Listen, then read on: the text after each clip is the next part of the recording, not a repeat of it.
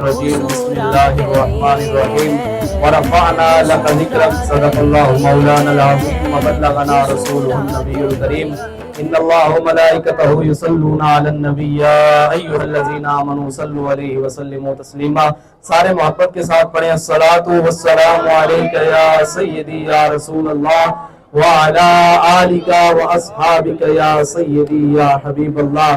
سامعین احتشام، آفت شیرازی فرماتے ہیں دہد حق عشق احمد بندگانے چیدہ خدرہ کہ اللہ تعالیٰ اپنے محبوب کی محبت ہر بندے کو عطا نہیں فرماتا، چن چن کے عطا فرماتا ہے.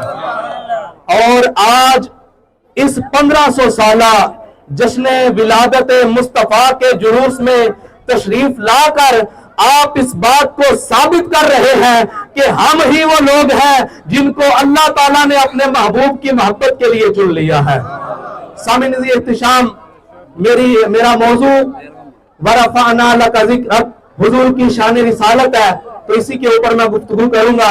سامعین احتشام، ورفعنا لک ذکرک اس بات کی دلیل ہے کہ اللہ تعالیٰ نے اپنے محبوب کے نام کو، اپنے محبوب کے ذکر کو، ان کی تعلیمات کو، ان کے اسوہ حسنہ کو قیامت تک کے لیے کتابوں کے اندر، اذانوں کے اندر، نمازوں کے اندر اور عاشقوں کے سینوں کے اندر محفوظ فرما دیا ہے.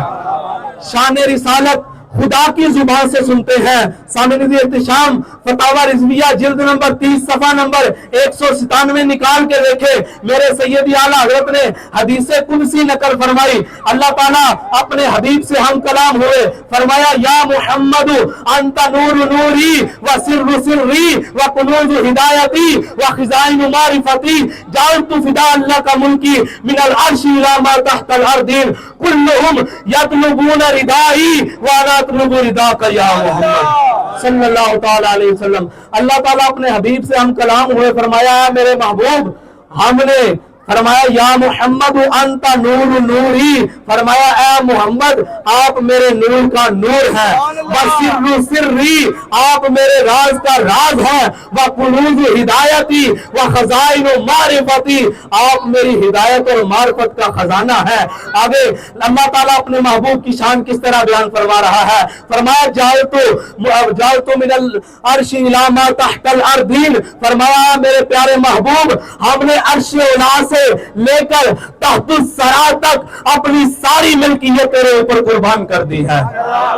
سامعین احتشام، آگے اللہ تعالیٰ ارشاد فرماتے ہیں وَكُلُّهُمْ يَطْلُبُونَ رِدَائِي وَأَنَا أَطْلُبُ رِدَاكَ يَا محمد، فرمایا میرے محبوب نبی ہو، ولی ہو، غوث ہو، کتب ہو، ابدال ہو، کوئی بھی ہو، سارے میری رضا چاہتے ہیں. سونے آسی چاہنے ہیں تو اسی راضی ہو جاؤ. سامعین احتشام، اب آئیے حضور کی شان حضرت جبریل امین کی زبان سے سنتے ہیں. حضرت جبریل امین کیا فرماتے ہیں، فرماتے ہیں قلبت الارض مشارقها ومغاربها فلم ارى رجلا افضل من محمد صلی اللہ تعالی علیہ وآلہ وسلم. حضرت جبریل فرماتے ہیں او دنیا والو سن لو میرے محبوب کی شان کیا ہے. اللہ تعالیٰ کی میں نے ساری زمین کو مشرق سے لے کر مغرب تک الٹ پلٹ کر کے دیکھا ہے، لیکن محمد جیسا میں نے بھی کوئی نہیں دیکھا.